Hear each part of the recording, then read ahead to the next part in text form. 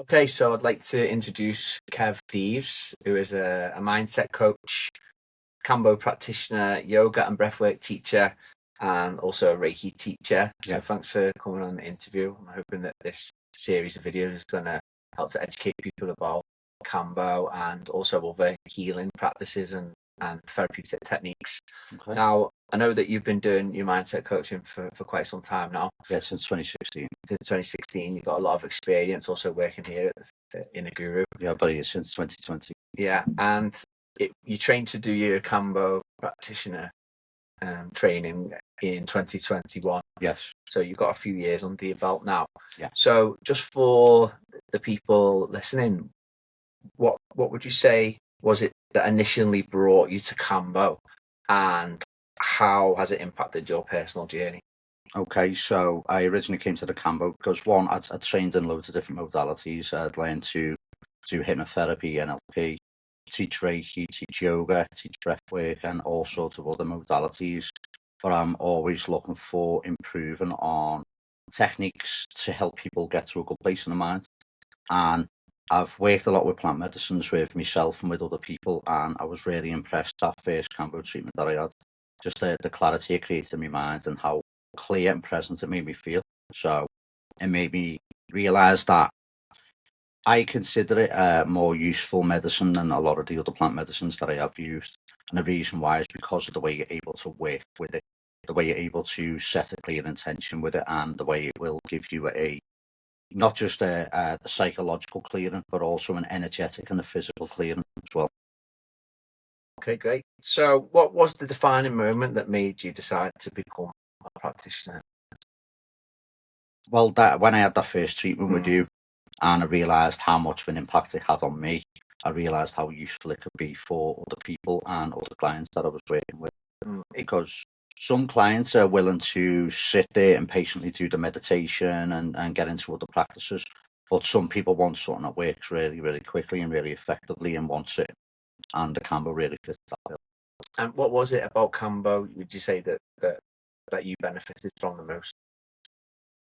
I'd say that initial first treatment was clarity and stepping away from overthinking at the time, because I'd gone into a period of overthinking and overwhelm, and then I had the Kambo treatment, and it just made me feel really clear and present, and made me feel as if I had direction again. So what was it that drew you to train with the KPA, and what was the experience like for you? Well, obviously, I started to work from here in 2020, and then I was seeing results other people were getting from doing Kambo treatments with yourself, and because obviously I'm based in the centre and I saw how comprehensive the training that you provided was, it was a no-brainer to train with the KPA. It seems like because it always came across as a very professional setup that not only included like the scientific information, the ancient wisdom, but also how it's ethically used and your relationship with the tribes in the Amazon. That was a very sort of like important factor, because it's when you're working with when you're working with practices, they're always going to evolve, but it's also important to retain the initial base wisdom of it, which the KPA seems to fit that bill. And what would you say it was about the training that was like a defining moment during the training that you remember the most? What was it that you felt like was the most transformative experience that you had? Oh, the 3x3, which the free treatments in 3 hours. It was very, very challenging, but I found a lot of fun. It's obviously it's not completely comfortable, but it's nice to challenge ourselves, and the challenge was really worth it. Some people say that the initiation ceremonies, like doing Kambo 3 times, can be a really good way to connect with the medicine. Yeah. Would you say that was something that you experienced? Well, you'll understand it better, and plus, if you are then going to put other people through an uncomfortable experience, it's best you have an uncomfortable experience with it yourself, because you shouldn't expect people to do things that you wouldn't do yourself. And that's one of the things that the initiation brought. And I particularly remember the second treatment, because the first treatment was really, really difficult. The second treatment was, very, very challenging. And then the third treatment sort of finished it off. Yeah. It's like a sandwich, isn't it? And then you see that now mirrored with when you get people who are coming to do the 3 sessions over 3 weeks. You see that that's the case. It's almost as if the more intelligent part within the person understands how to work with the medicine, because the medicine itself, obviously, comes physically on a stick, but it's an intelligence that works in coordination with our system. So what would you say for anybody out there who's unfamiliar with Kambo about its benefits and what Kambo can offer? I'd say it's always worth giving a try, because I don't know how many people I've worked with that have tried many, many other ways to do things, including, mainstream ways and therapies and CBT and medication. But Kambo has been a good solution for that person. And like I say, it's 2 to 3 hours of discomfort for a massive reward at the end. So I'd recommend it to anybody.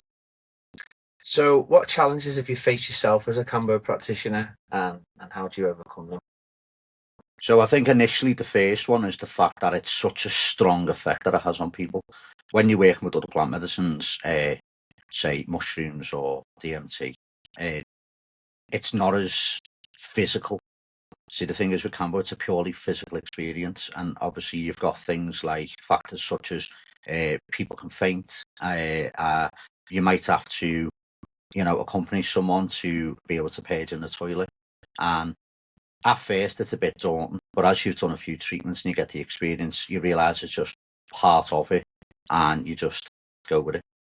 So how is it that you deal with clients that might be skeptical or nervous about doing Kambo? So with the skepticism, I explain how I go through the idea of how you taught us on the training, the way it's not a drug and it's not a toxin, it's peptides. And peptides are basically short chains of amino acids, similar to the way proteins are long chains of amino acids. And basically these peptides are going into the body as chemical messengers to tell the body to perform certain functions that it's already capable of doing, but the combination of the peptides helps to perform their functions in a particular order. Yeah. That's good. Yeah, because a lot of people can assume that Kambo is like poisonous. Yeah. Like anything can be poisonous, of course, but it's not toxic. I think that's some people believe that because there is actually toxic frogs that contain neurotoxins that harm the body. Yes. But these particular components in Kambo are actually have actually had a lot of research. Oh, a lot, so much research. Bioactive peptides and neuropeptides. So it's incredible, really, how they all work together to facilitate the experience and the outcomes that they do. And obviously there's receptors in the body to receive these peptides. So the body itself must be prepared for the peptides, and it's just Kambo just obviously provides these peptides in a unique combination that makes it perform the task that it does. Interesting stuff. So what is it that you find most rewarding about being a Kambo practitioner? The results afterwards, because people walk away with that glow, don't they? And then especially someone who's never done it before and they come in and do it for the first time, and they've been daunting it, and they've been watching videos on YouTube, and they're scared because a lot of the videos on YouTube don't actually accurately describe the experience. The more of what people's opinions of what the experience might be, which I don't think is very useful. But when you go through the experience themselves, and then after they've had the rest, you can clearly see in their face that something has changed, by the smile that doesn't disappear from the face, by the brightness that appears around the body. So how does Kambo fit into your view of understanding healing on a physical, emotional and spiritual level? Well, especially if you work with it a particular way, you realise you can hit all those levels. You can hit the psychological by setting the intention. You're hitting the energetic, because I get people to do a lot of breathing energetically during the experience. And then obviously Kambo's unique as it can get rid of the physical as well through the purge. So in your opinion, what role does shamanism or ancestral wisdom play in Kambo ceremony? Well, this wisdom's innate in all of us. The only thing is we've obviously closed ourselves off to it because of the culture that we're brought up in. But I think through sharing ideas with these other cultures and them sharing their ideas with us, we can help to maybe get humans through the mental health crisis that's taking place worldwide.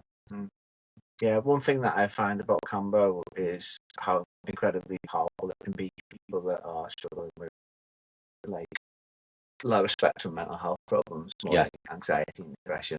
Yeah. You know, after practicing for 10 years, I found that like particularly people who suffer with anxiety and depression, like really low level, not as far as, you know, some of the more serious mental health conditions. We obviously wouldn't treat them, but for anxiety and depression, I haven't seen anything that works as powerful. So yeah, it's very interesting to see, and it would be interesting to see how Kambo would work on a wider scale with people that need it, especially in this town that we're in now. But obviously, we need to be aware that Kambo is not for everyone. That there's important things that we have to disclose. If we're thinking about doing a Kambo treatment, there are contraindications and also medications that would be suitable to have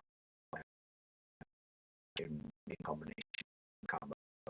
So, in regards to other healing modalities and other practices, how do you incorporate these other skills that you have into Kambo practice? Well, working as a mindset coach and doing the research, see, I am a avid reader and I learn continuously. It's interesting to combine the mindset work with the Kambo. So I have a lot of people who will book in for the mindset work alongside a series of Kambo treatments. And then as we're working through the psychological and the somatic, the Kambo can then provide the physical page that a lot of people do need. Because when you can hit it on all levels, there's less chance of the pattern reasserting itself. Whereas in traditional therapy, they may take people through the stories that they through the head, but they don't deal with the somatic or the physical. So the somatic and the physical can quickly bring the story back. So because Kambo, you can, especially when you work with it well with a strong intention, the Kambo can help you hit all those levels. So you get more of a, let's say, a complete healing experience as opposed to a superficial healing experience. I agree. So, what has been your experience with the KPA community since you've been a practitioner? Well, so the supporters, particularly within the WhatsApp group, there's always someone on hand to be able to answer information regarding things like illnesses and medications and certain contraindications. There's always people, because obviously the group's made up of a wide range of people, but there's pharmacists in there, there's doctors in there, there's yourself, there's all sorts of people who have got a lot of experience with the Kambo itself, but also experiences from other aspects of healing modalities to always offer an opinion. And the KPA itself, like I say, the training is very meticulous. It takes one of the main focuses has always been the safety element, because obviously when you're working with anything, there's always an element of some sort of risk. Whereas a lot of the training has mitigated a lot of that risk. And as long as people stick to the strict rules of the training, the Kambo treatments can be performed safely. How important is it, do you think, that there is a ongoing support network as a Kambo practitioner? I think it's vital. It is vital, because if you've got questions about something you're unsure about, there's always someone on hand who is a specialist in a particular field who will be able to answer the question. Okay, so what advice would you give to somebody who's considering Kambo for the first time? What advice would I give to them? I'd say give it a try, because you may have tried a lot of other things. However, this can be really, really effective for whatever you may be going through. So I've been working with people with anxiety, depression, low self-esteem, addictions, and all sorts of other mental health issues. And I haven't actually seen any one person who's left without having a good result. So if you could leave a message for listeners that may be interested in Kambo or maybe interested in learning about healing or Kambo, what would it be? What would they need advice be? And any kind of message or lesson for listeners that might be interested in Kambo? It's definitely worth trying, even if you haven't got any in particular to work through. For an overall cleanse, it's absolutely brilliant. I mean, I make sure I have a couple of Kambos in January to start the year, and then partway through the year, I'll always maybe sit with another one. See, I like doing self-treatments because the self-treatment, Kambo has become like my therapist, because obviously if there's no one suitable you can go to at the time, the Kambo is always a good one to sit with. Brilliant. Yeah. All right, thanks. No Nice problem. one, Kev. No problem.